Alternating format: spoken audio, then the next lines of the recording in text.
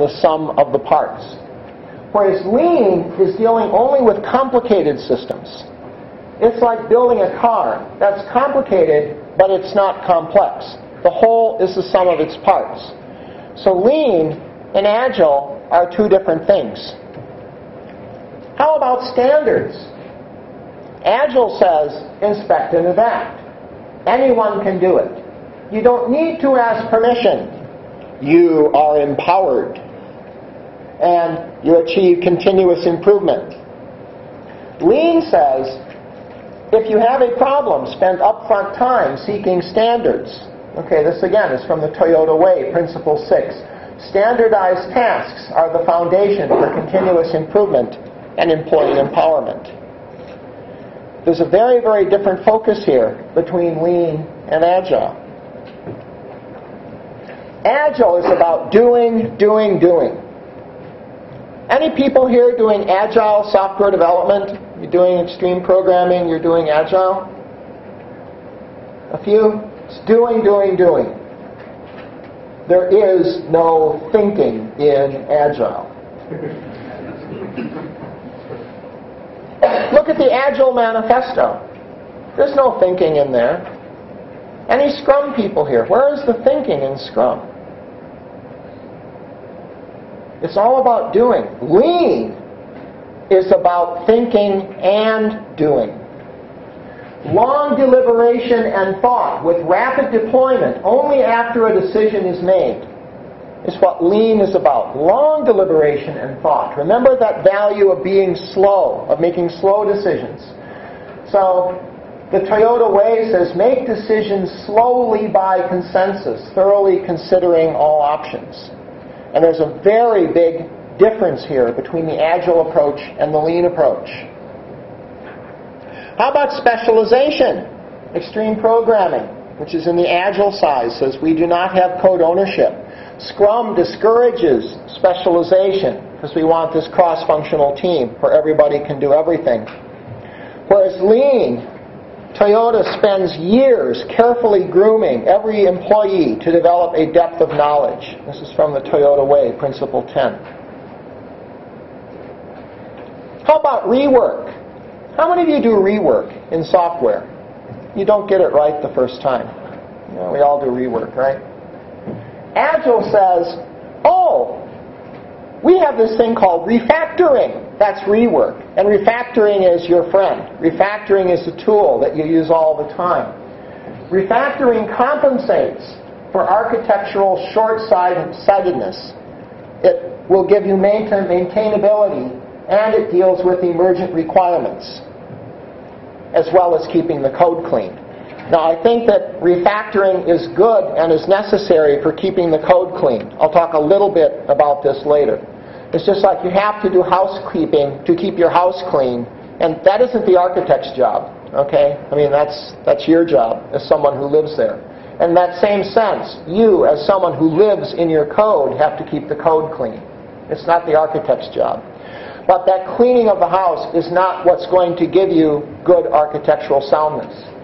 Lean says, if we have rework in design, that adds value because it will make the production less expensive. Rework in production is waste. And so this notion of refactoring that we have in Agile, Lean would call waste. It's muda. And it's something we should get rid of. How many of you have heard this term in in Agile? It's very popular in Agile right now, where Mike Cohn says, make decisions at the last responsible moment. How many of you have heard this phrase? It's a very popular Agile phrase. And the notion is, in Agile, is you should defer decisions as long as possible. Okay? Now, if my wife Gertrude were here, she would ask, well, there is a first responsible moment and there is a last responsible moment. How much time is there between the first responsible moment and the last responsible moment? It's the responsible moment, damn it. There's no first responsible moment and last responsible moment. This is kind of marketing packaging. Okay? And the responsible moment is often very early. So Lean says letting a decision go beyond the point where it affects other decisions causes rework. So what you want to do is bring those decisions forward. And Lean has something called a decision structure matrix, where you try to line up your decisions early. Now, the Scrum people know what a decision structure matrix is. It's called a product backlog. The pattern people know what a decision structure matrix is. It is called a pattern language. It orders your decisions up front and takes years, decades, and maybe centuries to build. But once you have done that thinking, now you can execute rapidly. But it is based on this upfront thinking. So there's a lot of values in Agile that are very different than those in Lean. And I'll leave you to judge, which are better and which are worse. But one of the things that's easy to confuse, I know that the Poppendicks, Tom Poppendick in particular, will say that Agile is what you get by being Lean. And I think I disagree with Tom on this. That they are very different value systems. And there are ways to mix them, but you have to be very careful in adopting these in your processes and understanding the right mixes. The last one is patience versus reaction. Here's McCurry again, where he says the most important factors for success are patience, a focus on long-term rather than short-term results, reinvestment in people, product, and plant, and an unforgiving commitment to quality. I had the pleasure of spending some time with Barry Bain, who's a very famous software engineer. We were both at the same conference earlier this year, and he talked on software architecture. And he talked about a task force that he was on where the aerospace industry in the United States was having a lot of problems launching rockets. They were falling over, they were blowing up on the launch pad, they were having a lot of problems. And so they brought in all the best software people to analyze these problems and to understand why were these rocket launches failing. And he said their conclusion is that they were responding to change rather than following a plan. The Agile Manifesto tells us we respond to change rather following a plan. So this was one of the most major liabilities of the U.S. missile efforts.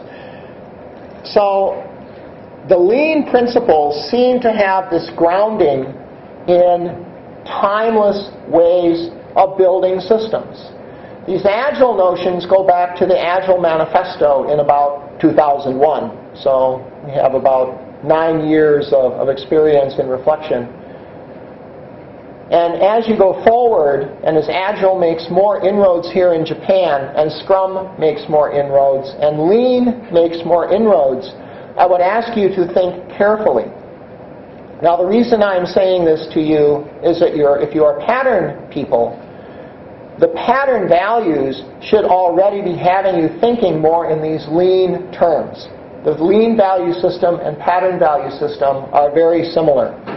And the Agile value system is very, very different and seems yet to be unproven.